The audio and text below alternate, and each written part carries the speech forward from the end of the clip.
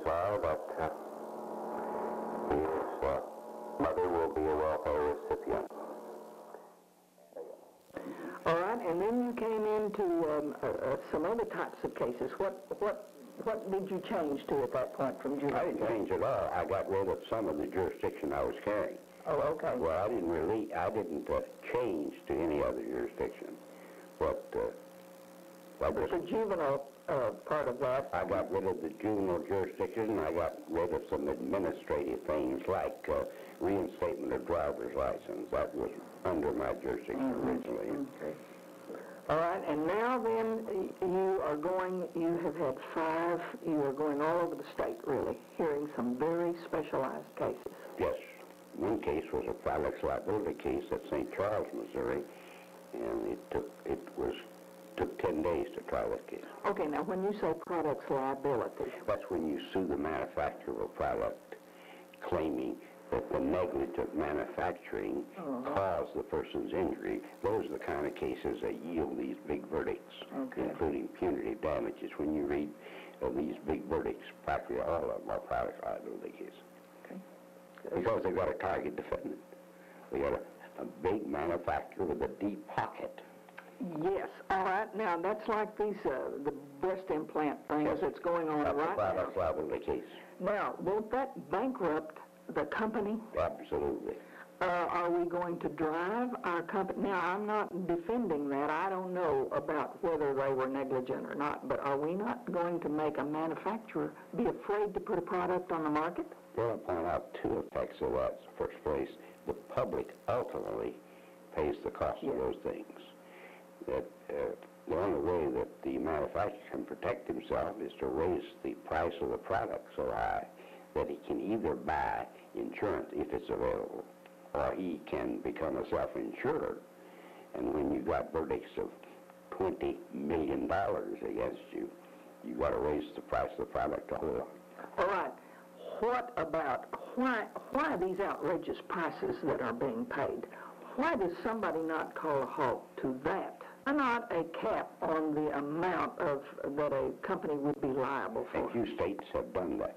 They have placed a maximum cap on product liability cases. Do you think that's good or bad? I think it's good. I think a $20 million verdict is obscene. Well, I do too. So it's bound to be true if I agree with... There's no way you can relate that to economic loss. Yes, I guess that's true. Yet they say pain and suffering, or how do you put a label on that? How do you put a label on pain and suffering? When somebody says that to you, how do you relate to that? Well, I don't relate to it, but it's 12 people in the jury box that hand out these outrageous verdicts. It's not a judge. It's 12 people in the jury box. Okay. So is the system going down the drain? What's going to happen now? I hear all of this screaming about some of these cases that are coming up about the liability and the awards and many things. Do you think our jury system's going to change? Do you think the judges are going to hear something and be able, should they be allowed to pass that out? What about it? Well, in place, I question whether a jury should decide a case would be a product liability case, because this involves the testimony of expert witnesses, and lawyers refer to these witnesses as hired whores, because it is well known that for enough money you can provide an expert that will testify to whatever you want him to testify to.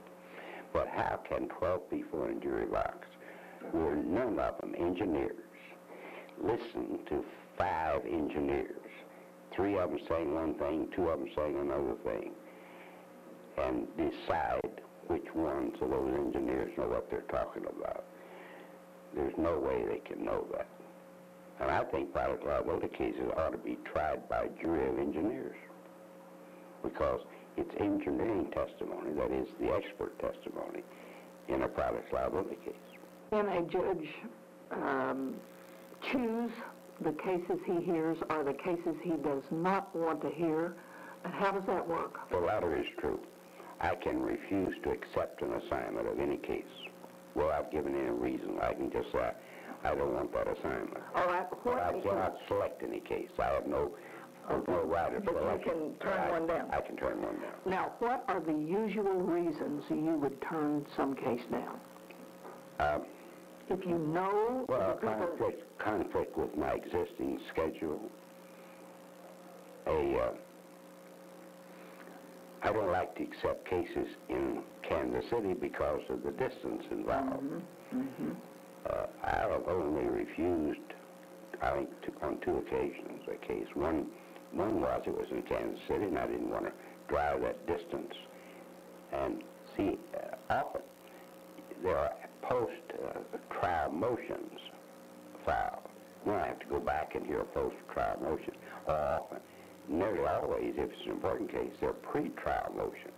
And so I'd have to drive there to hear the pre-trial. So it's not just one trip. We're talking I would about probably make, in many cases, I'd probably have to make 5 trips. So I don't want to accept an assignment in Kansas City. The other one I refused out of conflict. In my personal schedule, and being semi-retired, there are occasions when I think my own schedule has priority. like going fishing. Like going fishing, Okay, that's right. you're right. Well, what's more important? Now, when you accept cases like the one in St. Louis or Kansas City or do you ever feel intimidated by any of the surroundings, by any of the pressures that are brought to bear? I can't really envision this man as being intimidated by anything, but now... I don't think I've ever been intimidated by life. Okay, but now what about judges in general who might be in your case? No, I don't believe you would be intimidated, Flake. I don't think judges are generally intimidated by the unfamiliar environment where they go. I don't believe they are. Charlie Baker, who was a single person, was prosecuting attorney, and someone had been had their license revoked because they had refused to take the breathalyzer test. And this person had appealed under the administrative procedure if you refuse to take the breathalyzer test to determine whether you're intoxicated, then your license will be instantly revoked. And that's done administratively out of Jefferson City. And there is provision that if you dispute that you refuse to take the breathalyzer test, you may file a petition in circuit court and offer evidence that you didn't refuse to take it, then your license will be reinstated. This person had done that, and Baker was defending the application to set aside the suspension of the license. And this person, I don't remember who it was, he basically testified to this. I was picked up, I was stopped on the highway by patrolman so-and-so, and we started toward the courthouse, toward Kennett. And he said, will you take the breathalyzer test? And I said, you're a highway patrolman, I'll just leave it up to you. And he said, we went about a mile, and he again said, are you going to take the breathalyzer test? And again I said, you're a highway patrolman, I'm just going to leave it up to you. And before we got to Kennett, he repeated it again, and I gave him the same answer. When we got to Kennett, we didn't go anywhere near the courthouse, and that's where the breathalyzer was then. It was right downstairs on the floor directly under us. That's where the sheriff's office was. He said, we didn't go anywhere near the courthouse. We went over to the jail, and he put me in jail.